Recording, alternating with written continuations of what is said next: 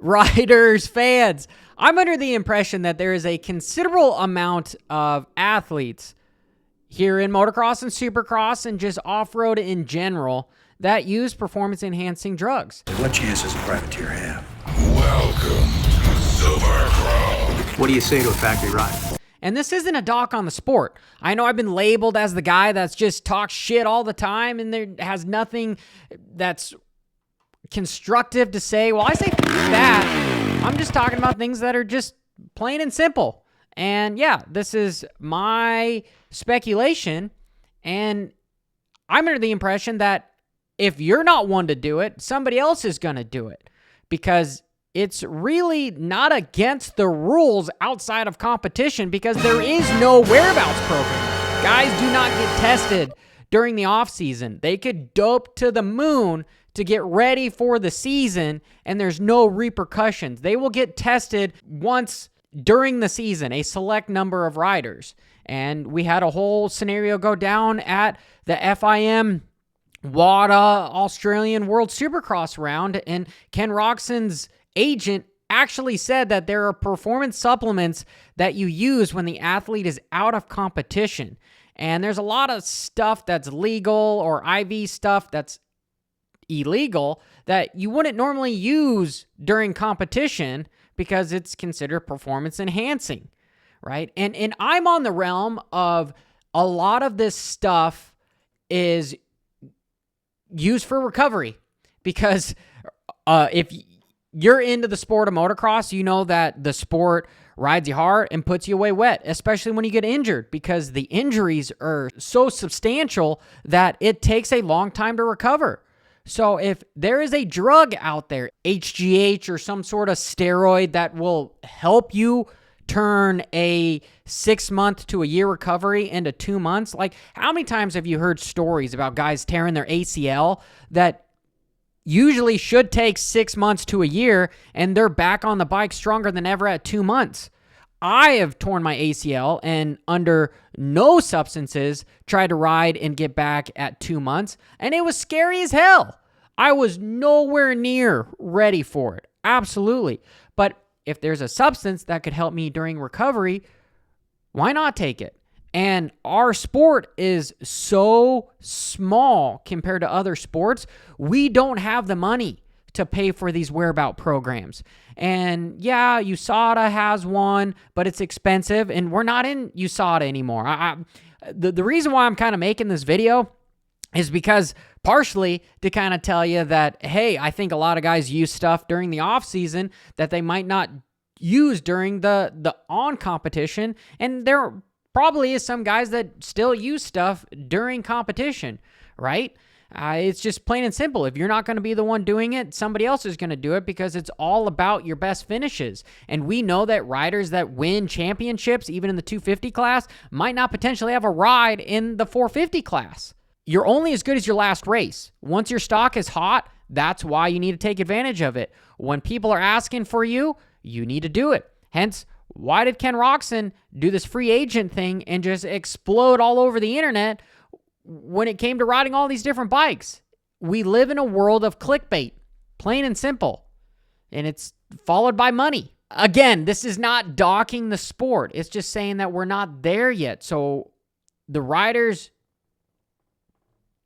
potentially use it as a loophole that say, hey, I can get ahead right now and I should be doing it before there's really a big problem where there's constant testing. Like, look at Conor McGregor. This is a guy that's part of USADA. And there's, in the whereabouts program, these guys, if they're contracted with the UFC, they get tested every so often. They got to tell them where they're going to be. But if you've been injured for 6 months, well, you don't have to talk about the whereabouts program. And he looks huge now. I could definitely say that Conor's probably taken something to get swole here, you know, but it's in the off season, right? But these guys are not allowed to take it because of USADA, and they've got that whereabouts program. When it comes to AMA Supercross and motocross, these guys don't get tested in the off season. They only get tested during the season. So you could be on a 12-week cycle, a 4-week cycle, whatever, and then be ready for Supercross and be off that stuff. Maybe even having a therapeutic youth exemption for inhalers or whatnot during the season. But there's lots of loopholes. And it's just interesting that we're no longer with WADA because now FIM is with WADA. We got away from WADA. We're no longer with USADA. So now we've got a new program. Aegis Science Corporation. These guys have zero tolerance tests. I believe they're the ones taking over the whole super motocross for motocross and supercross in 2023 and moving forward, dropping WADA and USADA.